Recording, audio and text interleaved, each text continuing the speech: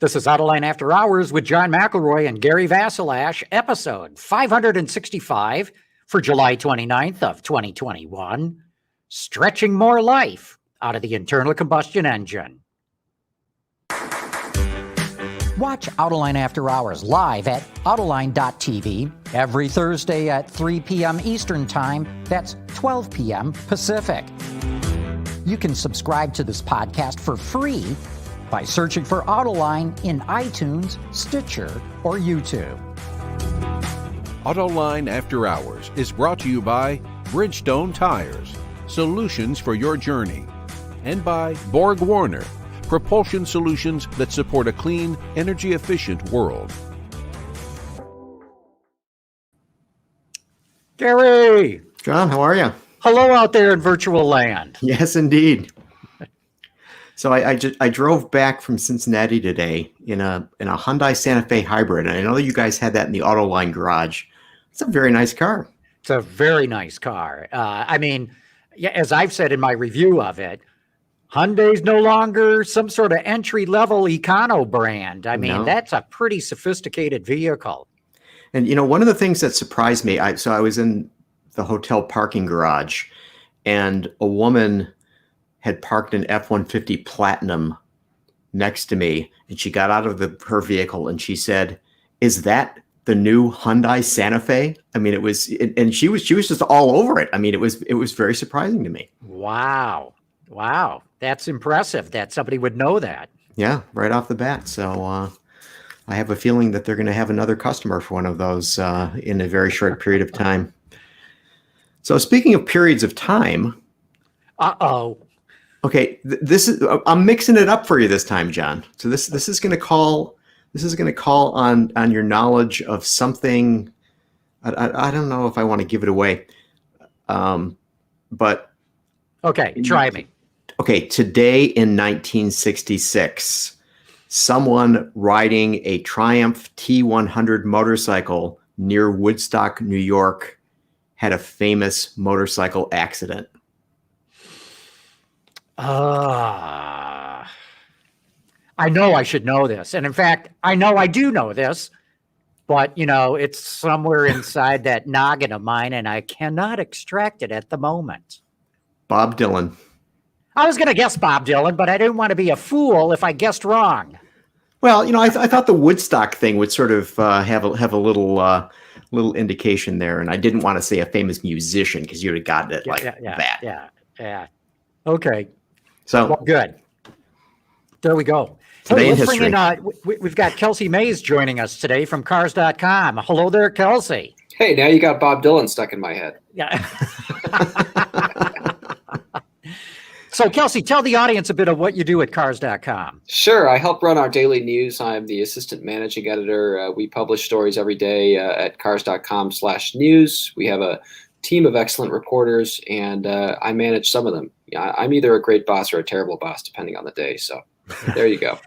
I think that's true of every boss. Yeah, I think that's always the way. Always the way. Well, look, let's get to our guest and bring him in. Sujit Jain. He's the head of Powertrain at the Bosch company. Sujit, thanks so much for joining us on the show today. Well, thank you. Thank you for having me. And I'll tell you exactly why I really wanted you as a guest. You handle Powertrain. We all know that the automotive industry is transitioning to an all-electric future, but that future is still some years away. And in the meantime, the auto industry has got to build millions of internal combustion engines. It's going to go on for years, but at the same time, they've got to make these engines better, right? Tell us a little bit about what your customers, the OEMs, are coming to Bosch and saying, here's what we need. So, John, thanks for that introduction. We at Bosch, we have been a leader in powertrain technology for a long time. Going back more than 125 years to the start of internal combustion engine, when the high voltage magneto that Bosch invented made it all possible for the high speed internal combustion engines.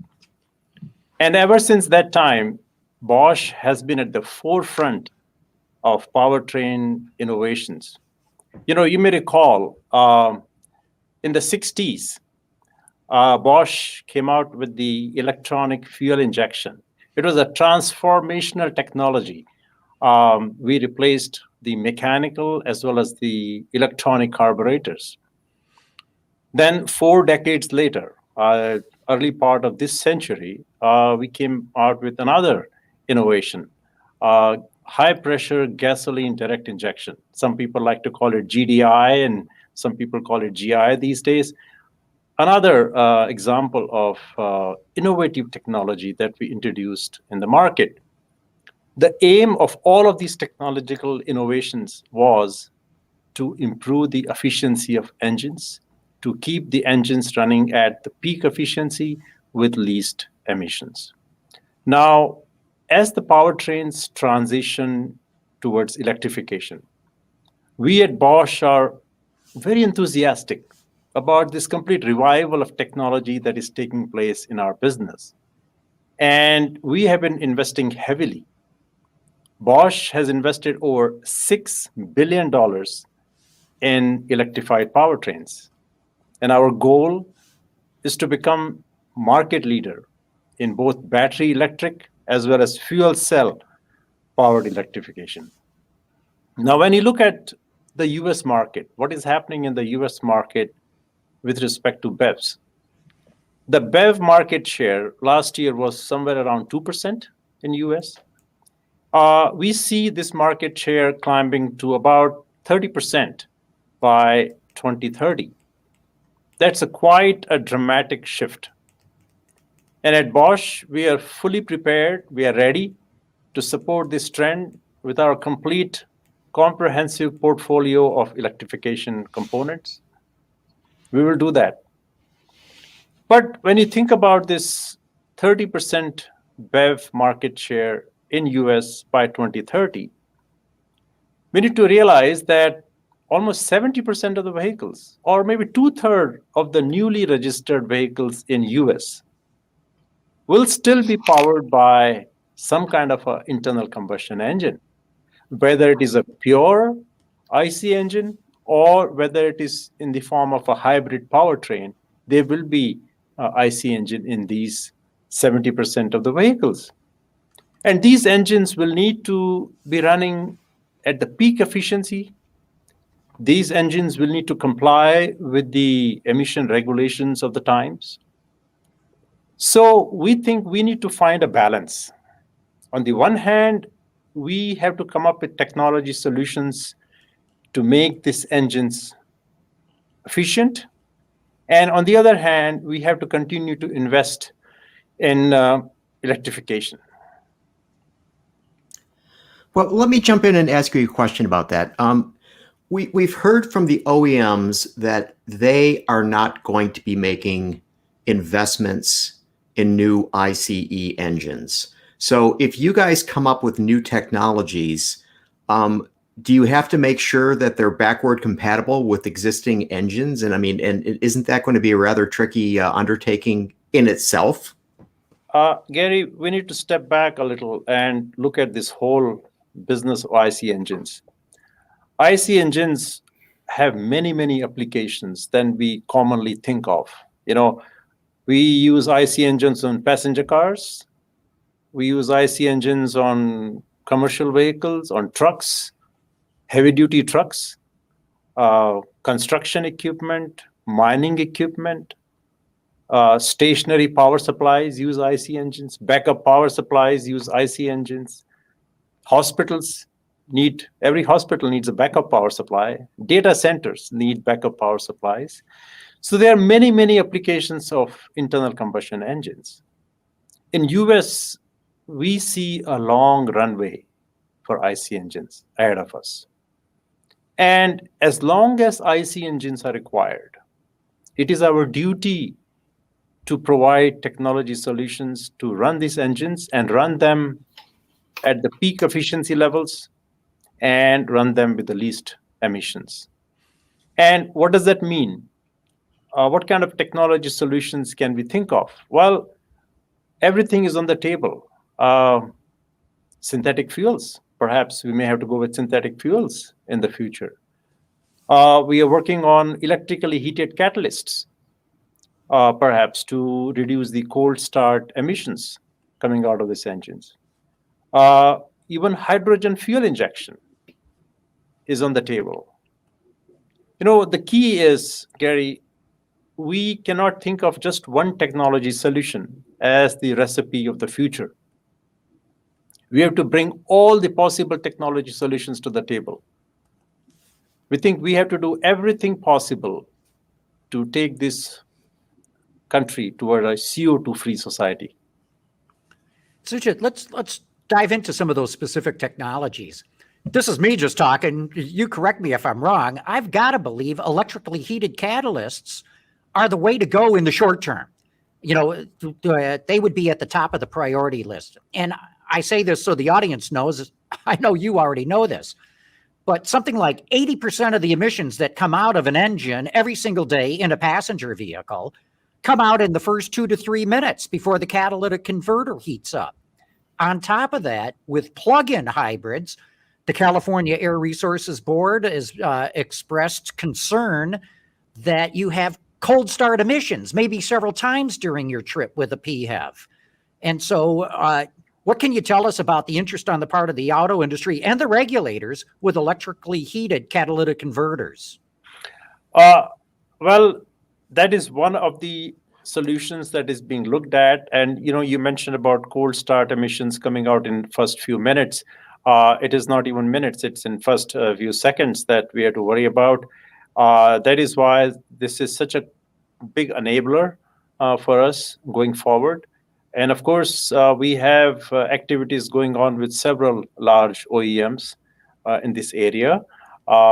Also, I did not mention, we are also looking at higher injection pressures. Currently, our gasoline direct injections that we supply to the customers, we are looking at 350 bar, but going forward, we are looking at increasing to 500 bar system solution. Multiple fuel injections are possible. So we have a whole gamut of technology solutions that we are still working on while still working on electrification. We have not taken our eyes off of that. That is our business for the future. Fuel cells are a business for the future. We are working actively on fuel cells, but we are also working on improving the IC engines. Kelsey, jump in. Are you seeing as much, Sujit, are you seeing as much impetus to move into electrification from non-automotive sectors as well? I know we obviously cover the auto industry, and it seems like every day there's a new OEM coming out saying we're going to be, we're not going to use a drop of gas by this year in the future. Are you seeing that push in other sectors as well? It would seem hard for, as you mentioned, like a hospital to say, well, we're going to somehow not have gasoline generators at some point. Well, I will address this from several sides. You know that regulations are also going to come in the commercial vehicle sector for CO2-free mobility. Mm-hmm. They're coming. It's very well known. So our customers in the commercial vehicle segment are also talking to us about electrifying their equipment. And some of these customers not only make commercial vehicles, but they also make construction equipment. So the journey there has also started. We also work with railroad customers, who supply powertrains to railroads in the country. There also, the talk has started about going to CO2-free railroads. So again, battery electrification or fuel cell powered electrification, those discussions have started. So we see this across the board right now. This wave towards electrification is happening. It's transition. And, believe me, this transition to electrification, and John, you mentioned this in the opening comments, this transition is not going to happen overnight. It is not going to happen overnight. It is a long journey. We think it is a marathon more than a sprint. Sujit, what is the potential of the internal combustion engine, do you think? I mean, we're seeing, I think Toyota and maybe even Hyundai have said that they're approaching or are at 50% thermal efficiency, which was heretofore been in Formula One range. I'm just wondering, how much more life do you think we could get out of this? John, historically, that is what Bosch is good at doing. That is what our claim to fame is. We like to innovate the technology. That is what we have done for the last over 125 years. And that is what we will continue to do as long as our customers require that of us. We'll continue to innovate, continue to bring more technology solutions. I talked about hydrogen fuel injection. That is a very interesting technology solution where we see good future for also leading to a CO2-free world at the end. So with hydrogen, you mean instead of having gasoline in the tank, you'd have hydrogen and just burn that in the engine? Hydrogen fuel injection, yes. Which would burn extremely cleanly. Yes, as opposed to hydrogen fuel cell, which is also, we are working on hydrogen fuel cell, but I'm talking about hydrogen injection in the engine. So isn't much of what you're doing is preserving the sunk costs that the OEMs have in engine technology right now? I mean, there's lots of plants that make lots of engines, and you're providing a pathway to the future for them. So, to your point of hydrogen injection, I mean, why isn't that just simply the focus on what you guys are doing? Since essentially, it's my understanding is anyway that it is a fairly straightforward traditional internal combustion engine, but you have to replace some of the seals and gaskets and so on to deal with the hydrogen versus the gasoline. Yeah, Gary, we are at Bosch, we are the technology people. We come up with the technology solutions which help our customers. Or we come up with all the possible technology solutions. We provide fact-based calculations, physics, formulas to our customers. It is for our customers to decide ultimately which technology they want to apply. And that is how it works. Mm-hmm. Kelsey. Take me a little bit inside this sort of discussion. Obviously, Sujit, you work on the powertrain side, right?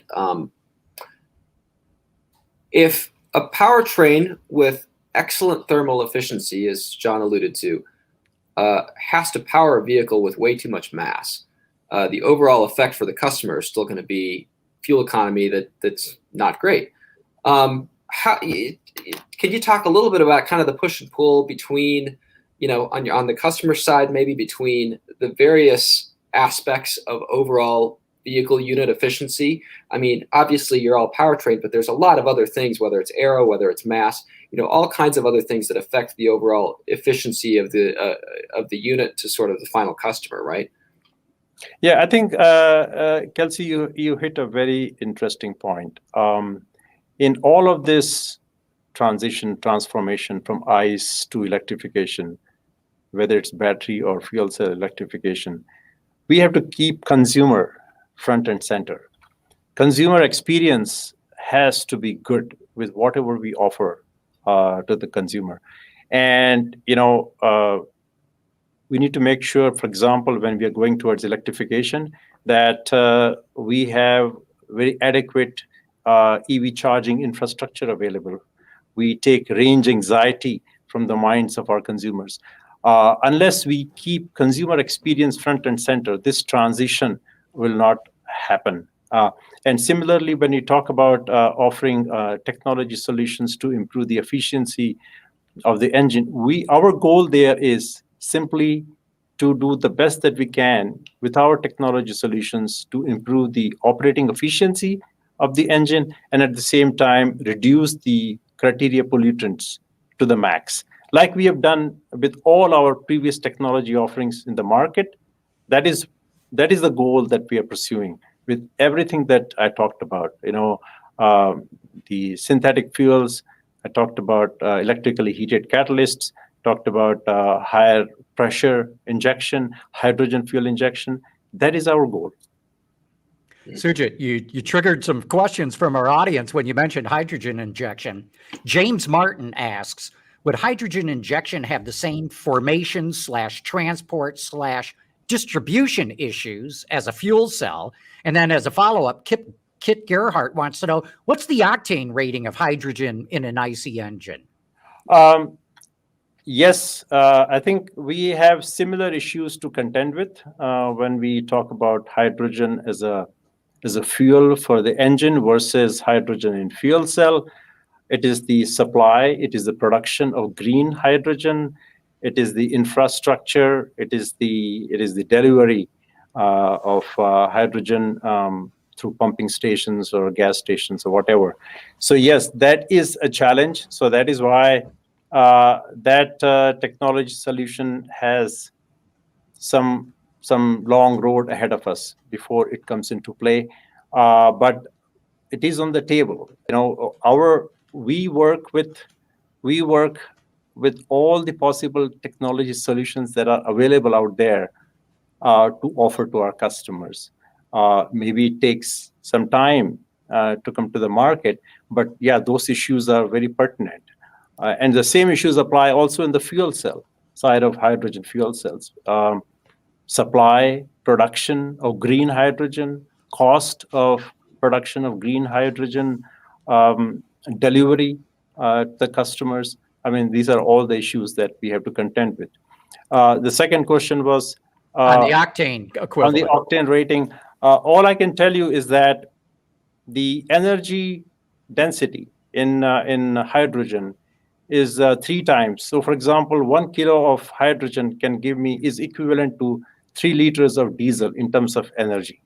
I don't have precisely the octane rating available to me, but that is how. So hydrogen is a very good, viable solution. Sujit, you've been talking about the United States in terms of what you see as a transition to alternative powertrains. And, I'm thinking that Bosch is certainly a global company with operations all over the world, with customers all over the world. And, as we look at 2030, there's an increasing number of cities that are basically saying no internal combustion engines, whatever, can go through our cities. Okay, 0 emission zones. How do you address that with some of these solutions that you've outlined? Well, Gary, very, very, very good question. I'm glad you asked this question. We need to realize that regulators or regulations are driving all of this change. That is what regulations do. They ask for a change, they drive the change throughout the world, throughout in this country as well. Consumers are the ones who have to pay for this change. Consumers are the ones who make the change happen. And therefore, and also consumers buy what they want to buy. They don't buy what they need to buy. So in all of this transformation, we need to make sure that consumer experience is front and center.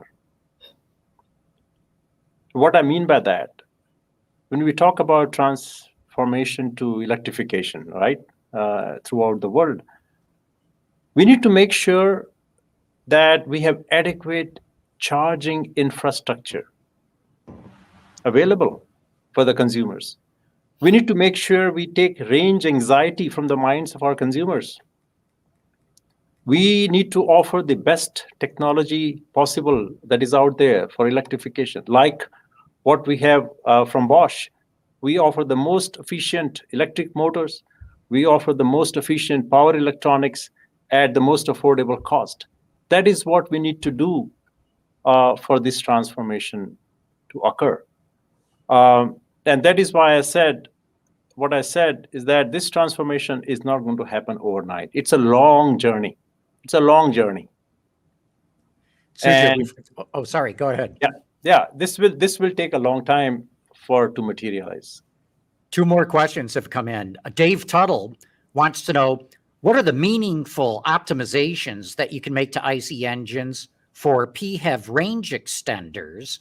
And James Martin wants to ask if you've ever considered range extenders or onboard generators for the aftermarket? Okay, on the first question, I think my answer is going to be the same. What I just gave you the goal of an engine, even on a range extender, is the same. As long as we have an engine working on those hybrid powertrains, those engines will need to comply with the regulations coming up. We have ACC2 coming up. We have LEV 4 regulations coming up in a few years. I'm talking about US right now. And so we need to have technology solutions where all these engines will comply with these ACC2 and LEV 4 regulations. And that means, again, the solutions that I talked about, higher injection pressures, electrically heated catalysts, synthetic fuels may be not possible in the shorter time frame, but those are the technology solutions we have to offer in the intermediate time frame. And for the aftermarket, you ever consider something like that? I cannot talk about our business strategies going forward. Good question, James. Kelsey, you got a question? Aside from asking about future product, now what do you make of this whole push in North America toward electric pickup trucks? I mean, are we just in for consumers to find out that, hey, the use cases of towing and payload and all that, they're going to really cut into my range, and I'm going to have a lot of that range anxiety? Are people just in for a rude awakening? Because it seems like we've got 4 or 5 of these things right around the corner. Yeah, I think, Kelsey, very good point. I mean, I'm glad you picked up a consumer experience question.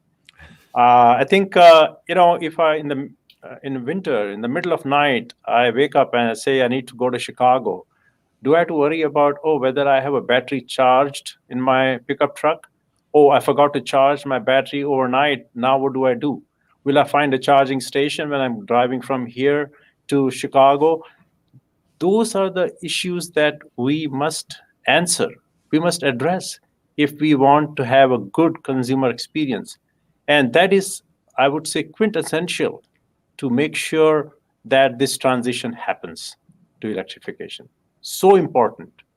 There was an article in Wall Street Journal 2 days ago on EV infrastructure that came out.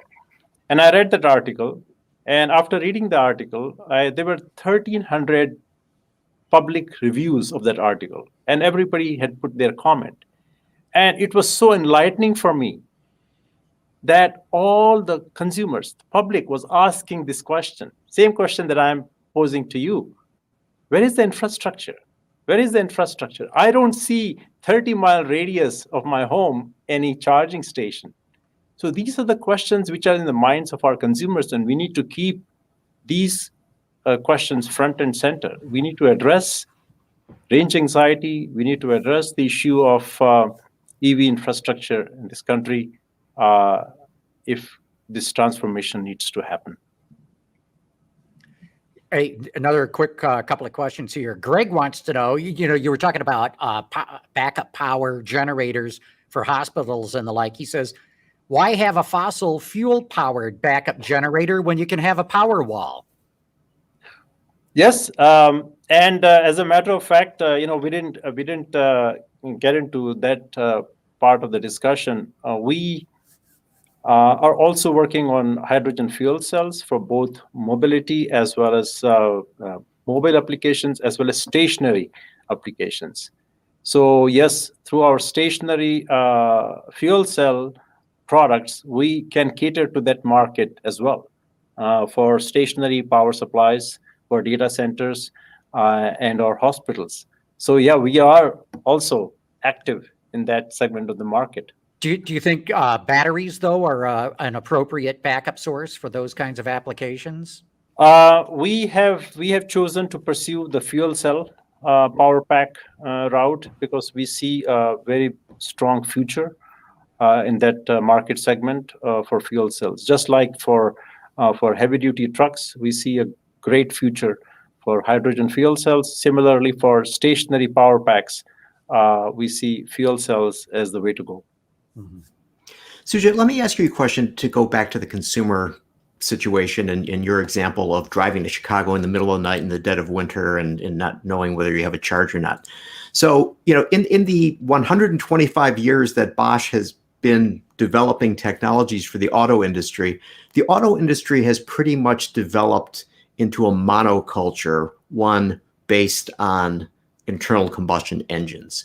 And we've all sort of come to accept that this is the norm. This is the type of thing that would be under the hood of a vehicle. Now, in the last several years, this has changed a little bit with electric vehicles, but it's as you pointed out earlier, 2%. I mean, that's not a great number.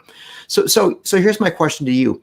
Do you see the possibility that as we move toward the future, that we have different types of powertrains for different types of applications rather than having the Swiss Army knife of the vehicles that we have today? Yes, I think very, very, very interesting and a very good question, I think. And you are onto something which we also think the same way, that maybe there is not one solution for all the vehicles. BEVs may make sense. If we can make fun to drive BEVs, they may be good for a certain market segment. There may be a place for hybrid vehicles also, because there is a certain market segment which has gotten used to the hybrids as a good solution. For trucks, for heavy-duty trucks, we see fuel cells are a very viable solution for long-haul trucks, particularly. We see hydrogen fuel cells are a very good solution. So I think, yes, we do see a future where we will have different kinds of powertrains for different vehicle segments. We got one last question here, then we'll wrap up this segment with you, Sujit. Barry Rector wants to know, he's curious if running engines exclusively on E85 would be enough to reduce emissions for future pollution requirements. Well, who was it, Gary, who asked the question? In Latin America, we run all our engines on ethanol coming out of sugarcane. In Brazil, sorry. Yes, in Brazil. And we are quite successful. We are offering complete total ethanol solution in Brazil, and they run extremely well. I mean, that's such a neat technology, and we are able to do that. So it is possible to run on 100% ethanol, the engines, and Brazil doesn't see any end to that. So yeah, I think that is a very interesting technology solution also for the regional market in Brazil. Real good. With that, we're going to wrap this segment up. Sujit Jain, thanks so much for coming on the show. You really know powertrain, and not just internal combustion either. Both battery, PHEV, fuel cell, you name it. Thank you. Thank you. Good. Thank you. We're going to take a quick commercial break. We're going to come back. We'll be talking about all kinds of news going on in the automotive industry.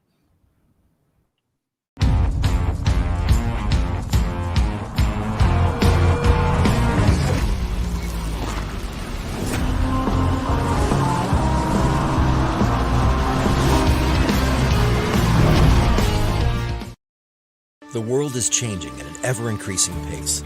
No matter what the mode of transportation, there is always the need for an efficient propulsion system. And that's exactly what BorgWarner has been doing since the earliest days of the automotive industry. We create innovative mobility technologies that reduce energy consumption and emissions while improving performance. Our proven track record has made us an industry leader in forward-looking propulsion solutions for combustion, hybrid, and electric vehicles. All right, we're back. That was an interesting discussion. Absolutely. Wasn't it? Yeah, it's great. We're also focused on electric cars, and there's this perception out there that everything's going to go electric. But I think Sujit brings a dash of reality to it all, pointing out the issues that are going to take to actually make the transition happen. Well, and you got to look at the whole business side of things too, right, John? Because obviously, was it the Insurance Institute that came out recently with a study that showed it takes about 30 years from when something is first introduced to when 95% of market share has it. So even if, by their projections, 30% of new vehicles are BEVs by 2030, which seems plausible, you still got the whole fleet of other cars on the market. And if you think, that means your Shell station down the road is just going to suddenly swap out its pumps for electric chargers overnight, well, that's just not going to happen, because that doesn't make sense to its own business because of everybody who has a used car on the road as well.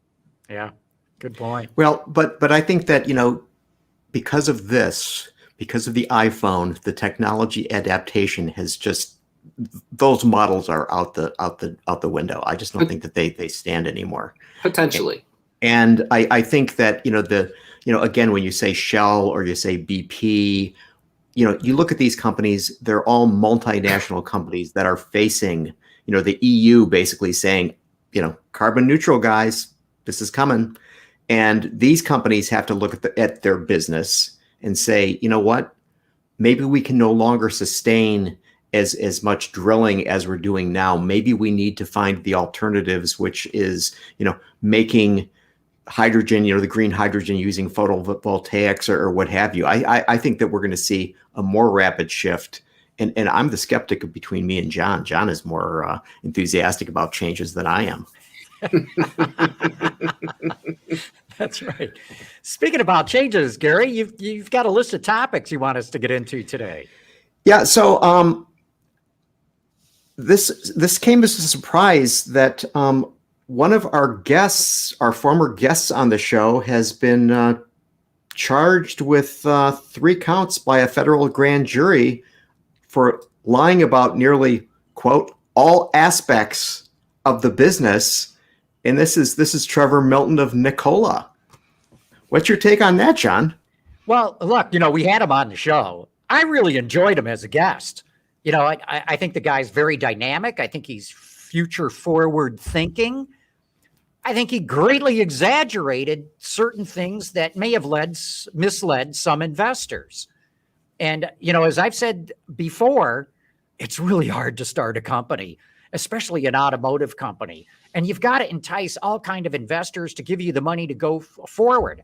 And so you're like P.T. Barnum, getting people to come in to see the circus. You've got to be selling the razzmatazz. You sell the sizzle of the steak, not just the steak. And Trevor, went a little bit overboard, I think, and he's been caught on that. And, everybody's innocent until proven guilty, but it doesn't look good for him. What do you think, Kelsey? Well, I mean, yeah, exactly what you said, John. Look at Tesla, right? They didn't start turning consistent quarterly profits until just about 2020. And they had 1 or 2 quarters here or there where they'd suddenly come up, a few million in the black. But think of all of the stuff that you have to convince investors of, truthfully, hopefully, in all the lead up to that. They have to follow you quarter after quarter of, in many cases, just hemorrhaging cash. And I can see and I can understand the temptation to share things that you probably shouldn't share, perhaps because you're just too enthusiastic about your brand. But what you say has consequences. So let me read you guys a quote from U.S. Attorney Audrey Strauss. She said, quote, "This is a very straightforward case. Milton told lies to generate popular demand for Nikola stock. Beginning at least in or about March 2020, when Nikola announced its stock would become publicly listed, Milton became increasingly occupied with keeping Nikola's stock price high." So John, to your case, I mean, look, if somebody came on and said we have a water carburetor and all of our emissions problems are going to be gone, I mean, and there is no such thing as a water carburetor, whether that person wants to build his or her business or not, I mean, you just can't do that. No, you can't. And, he made himself fabulously wealthy by, I'll call them gross exaggerations until they're proved to be lies in court. But yeah, I mean, he made himself fabulously wealthy. I think he walked away with like $1 billion or something like that, or at least on paper, it was $1 billion. I think that's where, the Securities and Exchange Commission gets really concerned, where the Justice Department gets really concerned, because, the stock was high flying at this point a year ago or so, maybe a little bit earlier. And then when all this stuff came out, it didn't crash and burn, but the shares are, less than half of what they were. So a lot of investors got burned. And it's going to be things like, they claimed they had a running prototype and they showed a Class 8 semi rolling down the road. Well, now we know they towed it to the top of a hill and run down to make it look like it was running. That's the kind of stuff that's going to put potentially him in prison or some massive kind of fine. If you're talking about like Lordstown has run into the same thing. Look, we've got all these firm orders. Well, they weren't really firm orders. They were memorandums of understanding that if you come up with a truck and it meets all these things, yeah, we'll be interested in buying them. But that's where I get back to the point of, and I love the fact that, Kelsey, you brought up Tesla. I mean, Elon Musk has done the exact same thing. He has grossly overpromised. Now, to his credit, ultimately he does deliver. But, look at his most recent admission that the full self-driving software suite that they're selling for only $10,000 really doesn't work and doesn't really provide a value to consumers who are paying that kind of money, which is an extraordinary admission on the part of a CEO. Well, and maybe he had word of what the SEC and the feds were going to do with Milton, and decided he better fess up and come clean about where FSD stands right now. Well, now it's $199 a month or something. They're going to start selling it as a subscription. It's really interesting because in many cases with things that a CEO, particularly of a car company, says, it's not just investors that you're changing hearts and minds with. It's real cash flow. I mean, it is real money, because if you're able to get people to plunk down money, consumers, and essentially give you an interest-free loan that no third-party lender would ever give you, that can really shore up your balance sheet in a way that this is something that you guys have been around this much longer than me. I mean, was there ever a car company decades ago that was able to convince people to plunk down thousands of dollars to get the promise of a future product that may or may not have come? Tucker comes to mind. Well, but that except that you can't put the reservation money on your books as income. You can't report it that way. So there's really no advantage there. Right. I mean, there is in terms of your production planning. Yeah. And your balance sheet. I mean, that money's got to go somewhere, and it doesn't show up in your earnings, but it does show up on your balance sheet. But it's called out as for what it is. So somebody who's reading that knows what that money represents. That's a good point, Gary. Yeah. So, okay. So final thing on Nikola. So, I mean, the company still exists. The company is still working on developing, the fuel cell / electric semis. I mean, what's the outlook for that company? I mean, Kelsey, as you said, you want to have influence with consumers. I mean, if consumers find out that the guy who started the company is potentially going to end up in the slam, I mean, do you want to buy a car from that company?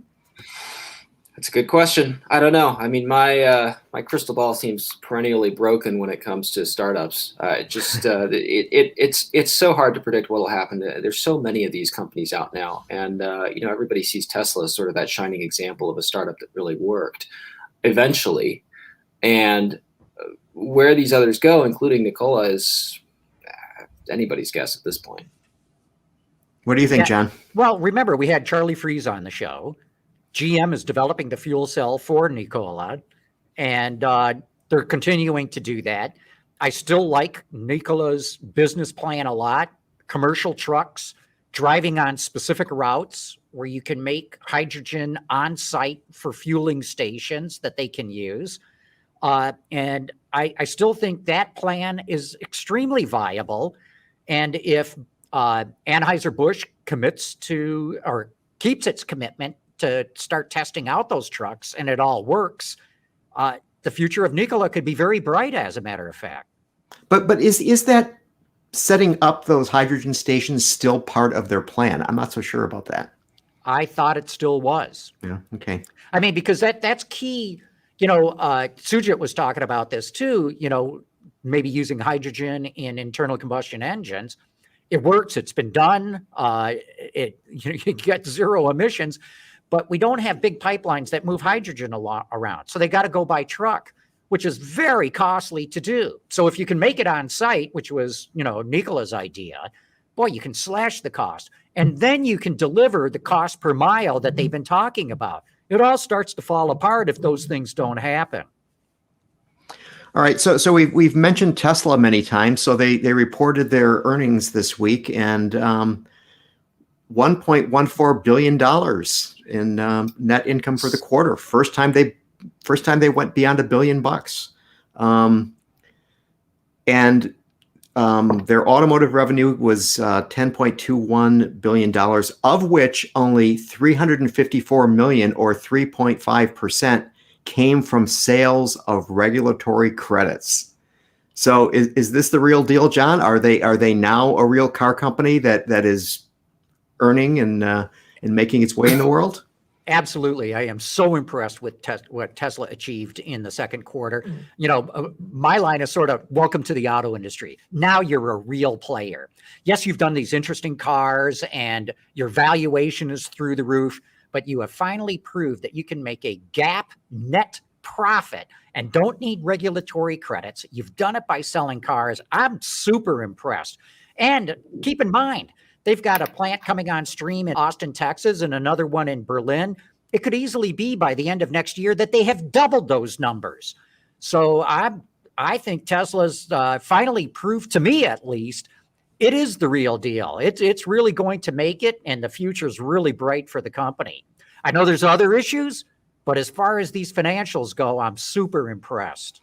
Yeah, I'm with you there, John. I think the other thing that stuck out to me is that their energy business is only 7% of overall revenue. And so as far as really being a car company involved in making cars and selling them, it's certainly doing that right now.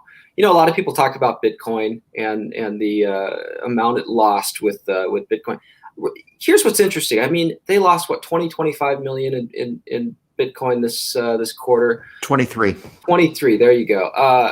How much were they up last quarter on Bitcoin? It was something like 100 million or something, right? It was right around there. Tesla has over $1 billion in Bitcoin holdings right now. It's 1.3 billion or something like that. So this is really a drop in the bucket, and there's been a lot of virtual ink spilled over it. I'm not sure that much needs to be.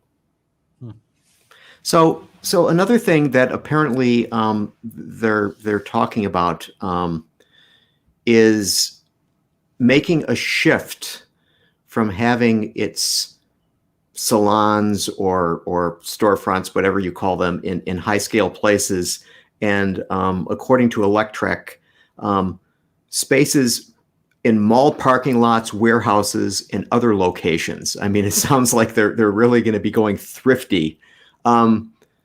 Is this going to have a positive or a negative effect on their sales of vehicles going forward?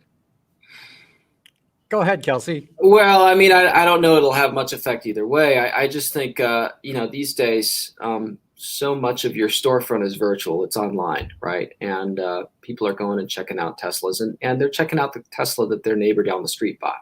And so, the experiential part matters, but particularly right now where we might be seeing a seismic shift in how people kind of interact with the world after COVID. Having these kind of places where you can see the car up close and kick the tires, that's important. I don't know that it's as important as it used to be. Yeah, I think they have to greatly increase their distribution points. You can talk about buying online, but how do you get the car? You can say, okay, they'll deliver it to my house. Well, from where? I mean, these cars are being built in California right now. I'm in Michigan. And so there's got to be some sort of distribution center where you ship cars by train and or truck. You have to have these marshaling yards. You've got to be able to prep the cars. And then after people have bought them, you've got to provide some amount of service that can't be handled by over-the-air updates. half of Tesla sales in the United States take place in California. Well, if it wants to grow in the rest of the country, it's got to have a lot more stores. Here in Michigan, a state with a population of 10 million people, I think they have one store and one service center. That ain't going to work. They need way more than that. And so while I admire them for building out their charging infrastructure, and that's been a key to their success, the second step as they grow is going to be in having a whole lot more sales and service parts or places. Well, to your point, John, I mean, so there's, the Somerset collection has the Tesla gallery in it. Okay. So that is an upscale, upmarket shopping mall. Okay. So it seems to me that if they suddenly get space in, I don't know, the parking lot of the Oakland Mall, which is a nice mall, but I mean, it's not upscale, you suddenly have this opportunity to reach far more people than you would in the fancy mall. So I'm wondering if they're shifting to a strategy where they're saying, okay, in order for us to increase the number of sales of the Y and increase the number of sales of the Model 3, what we do is we move to places that are among more people rather than the few. I mean, potentially, look at their sales numbers. 1.5% of their sales in the previous quarter were the Model S or the Model X. And so their vehicles are obviously heavily tilted right now. And part of that, I should mention, is because the S and the X are ramping up to, these new versions of them. But clearly the market is tilted toward their more mass market offerings. So yeah, that's a very good point. Hey, what do you guys think of their plan, or their continuing plan, I should say, to eventually open up their SuperCharger network to non-Tesla vehicles? I think that's fascinating. Gary, why don't you take a stab at it, and then I will. Well, so on the one hand, I see this being beneficial primarily to Tesla because they're going to get some serious revenue out of that. I am confident, right? But then I think, okay, what of the Tesla owner that had the expectation that there would be a very high likelihood that when they were driving along and they saw a supercharger station that they would be able to get in quickly to charge their vehicles? So what happens when there's a Mach-E parked there and there's an ID4 parked there and there's, the forthcoming Cadillac Lyriq parked there, and you're like, I thought this was a Tesla station. So you might have some blowback on that. So I'm not sure that it is completely unadulterated goodness for them. Yeah, no, that's a great point. I think current owners will be a little bit miffed about it. But, Elon has said all along, his goal is to get the world to go electric. And clearly Tesla can't do it on its own. So, and what's the biggest holdback, or one of the biggest holdbacks, is this to buying electric cars on the part of the public is concern about, where do I plug in? Well, if all of a sudden you know that you can plug in at any Tesla's charging station, maybe you become more open to buying an electric car. So I think it's interesting. And one of the points that Tesla made on the earnings call was the more our charging infrastructure is used, that helps us lower our cost, which is going to benefit Tesla owners. But I'm like you, Gary. I think Tesla owners are going to be a little bit miffed that anybody can use it. Yeah, there'll be certainly downside that both of you pointed out. I agree with those things. I think there'll be some more exposure to the brand. I mean, they're talking about how you'll have to purchase an adapter from Tesla. You'll have to download the Tesla app on your phone, and you'll have to interact with Tesla to some extent, even if you don't own a Tesla, to use their SuperCharger network. Now, is this exposing the brand to a group of people who already chose against it? Probably, because if you went out and bought an ID4, if you went out and bought a Mach-E or something, chances are you thought of buying a Tesla as well, and for whatever reason you didn't. And so, this may be exposing Tesla to a group of owners that already kind of decided they didn't want a Tesla, as opposed to, those people at the Oakland shopping mall that maybe haven't been exposed to the brand at all. So I mean, why wouldn't the people then just simply use Electrify America, which, Ford has cut deals with Volkswagen obviously has cut deals with, and just take Tesla out of the equation entirely? Well, that's a good question, and I have yet to see any really, really good, strong study on the reliability of Electrify America's national network versus Tesla's supercharger network. Anecdotally, it seems like everybody's fairly happy with superchargers, and at least around here in Chicago, not necessarily Electrify America, but all kinds of fast chargers are not working, are for some reason or another not compatible with your EV. It just seems like there's a lot of poor reliability of the existing infrastructure, and Tesla seems to have gotten around that on account of spending a ton of money on it. But you raised an interesting point, Kelsey, when you said that people would have to buy a special adapter in order to use the supercharger network. And think about this. If you go to a Shell station, if you go to a BP station, Marathon station, Bob's Gas, the interface is the same, okay, for everyone. And I wonder if this might not add a level of complexity that will make some people say, do I really want to buy an electric car? That's a great question. Charging a car is kind of like charging your phone and kind of not like charging your phone, right? It's sort of one and not one at the same time. And so is it going to be the same as people saying, well, I have a Apple device and you have an Android device and we have different ports to charge our dueling sort of devices? Or to heck with it, I'm not going to mess with this. This just seems too complicated. I think we're all in for a little bit of a rude awakening with certainly at-home charging and the difficulties that a lot of people who don't have a dedicated spot to charge their vehicle will face. As far as the public infrastructure, you have to get over the first hurdle before you can even get to the second one. So that seems like more of a downstream problem. If you're pro EV and really for the adoption of EVs, frankly, that would be a great problem to have, because that means at least everybody's already figured out at-home charging, and now we're just scratching our heads thinking about public charging. All right, so let me shift to a different topic here, and I am just really surprised and impressed with what Magna's doing. So Magna announced this week that they've cut a deal with LG, and there'll be LG Magna e-Powertrain. Okay, more than 1,000 employees in the U.S., South Korea, and China. So they're going to be making electric powertrain systems using that. Okay, then a week or two ago, they announced a $3.8 billion acquisition of Veoneer, which they're going to combine with their existing ADAS business.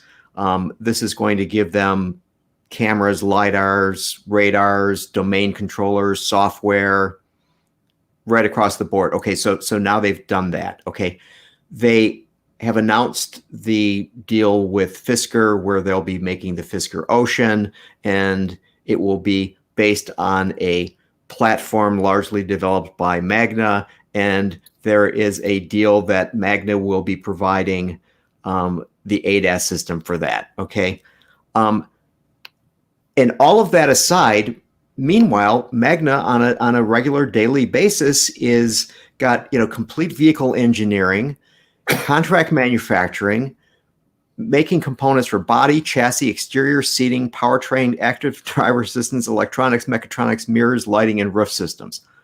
I mean, these guys are on some kind of incredible roll. I mean, what's going on there, John? Well, it's interesting. Carlos Tavares talked to the Automotive Press Association last week. And one of the things that he let drop is that 80% of the value of any of the vehicles they make comes from suppliers. Now, that's higher than I ever remember. When I got into the business, before this whole supplier explosion thing happened, when car companies were far more vertically integrated, it used to be that the car company made 70% of the value of the car, and it bought 30% from the suppliers. That flipped starting in the 1990s to the point where it was 70% was bought by suppliers and automakers made 30%. Well, now Tavares is saying it's 80% is suppliers. And with Magna's capability, with a Fisker, it's probably 100%, at least on that Ocean model line. And if you talk to any supplier CEOs, they talk in terms of how many dollars of content they have on any given vehicle. Well, Magna, I mean, it's going to be able to do just about anything. You could buy the entire, all the parts and components and the architecture and have them do most of the software and have them build it for you. It's incredible. No other supplier has that level of capability. What do you think, Kelsey? Well, yeah, I mean, certainly it's got its fingerprints and hands in just about everything. What's interesting to me about these two latest sort of joint ventures and acquisitions, these are really getting at the heart of what everybody's investing in right now, right? ADAS, advanced driver assist systems, and EVs, electrification. What's really interesting is that the two no longer go hand in hand like they used to. If you went to any auto conference in, let's say, 2012, all you ever heard was how cars were going to be level 4, level 5, and fully electrified and everything by 2020 or 2025. Well, here we are, and that hasn't exactly happened yet. But these are the right directions to go in. I think, again, I keep saying, especially for this Veoneer thing, the proof is in the pudding. When are we actually going to see, level 3, level 4 for mass market, which we have yet to see here in the States? I mean, we saw Audi try to do it with the A8, and that fell flat because they couldn't get the regulatory approval. So the capability is there. Clearly, the technology is there. Is the infrastructure, is the regulatory environment, is consumer acceptance there yet? I don't know. So John, here's a question for you. Okay, at what point does a supplier become too big? At what point does a supplier have too many lines of business before inefficiencies kick in? Well, that's a great question. Magna has always run very differently from other companies. It's always had a very decentralized approach, going back to the way that Frank Stronach, the guy who started the company, set it all up. If you ran a plant for Magna, you were the president of that plant. You had full P&L responsibility. You didn't just take a paycheck and do what headquarters told you to do and run your operations. You ran it as your own company. You did all the hiring and everything like that. And so I like this decentralized approach. And I think it's a model for how you embrace so many different areas of businesses to get into. And the day they try to achieve synergy and decide that they're going to merge operations together, that's when it's going to become too complicated. But if you let everything run on its own on a decentralized basis, I think you've got a real shot at making it work. And so far, I mean, Magna's number 3 or 4 in the world in terms of supplier rankings. It's made this decentralized approach really work. And maybe that's why we have not seen other suppliers try to do what Magna's doing, because under their management system, it would become impossibly complex. So I'm just throwing all that out there, Gary. I'm not really answering your question, which is at what point does it become too complex? But I think Magna has shown the way as to how you can do a whole bunch of things and not let that complexity choke the company. But is there not a danger that if you have all of these elements, all of these technologies, that a given OEM for a given vehicle platform is going to say, we don't want to give this all to one company. We need to spread this around. And therefore, you might even be penalized by having as much breadth as they now have. I would agree. And I don't think you'll see any of the major traditional automakers do what Fisker has done, which is essentially outsource the whole car to Magna for the very reason that you cite, Gary. I mean, I think one thing that we've learned from the chip shortage, from the tsunami that hit Japan, from the ship that got stuck in the Suez Canal, you don't want to put too many eggs in one basket. You need to spread it out more. And Magna's going to be able to thrive, though, because there's so many OEMs. And now you've got all these startups coming. And so while you may not see anybody commit as much as Fisker has, Magna's going to sell a lot of parts and components to a lot of car companies. Okay, so final thing. So Kelsey, we have you here. you're looking at the world in a different way than we do. What are you seeing as some of the key things going on in the industry right now? Oh, that's a good question. I mean, certainly the topic of the day remains the chip shortage, right?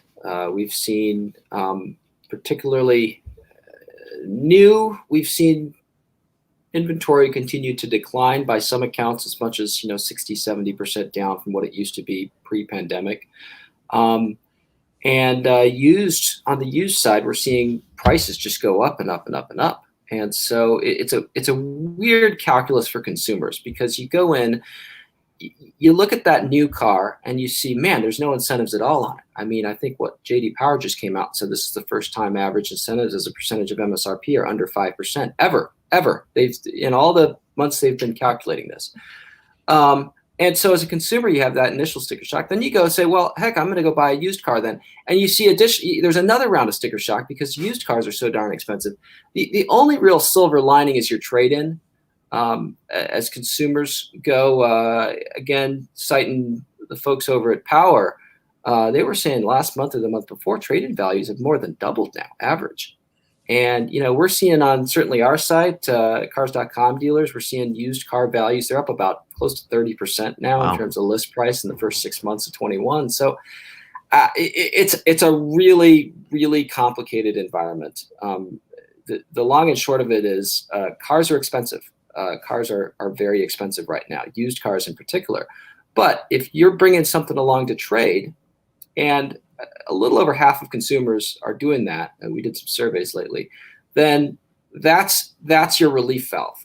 And it's real important for shoppers to go out and get as many competitive offers on your trade as you can, because that's the extra few $1,000s that's going to give you relief for what's very likely to be a much more expensive car you're going to buy to replace it.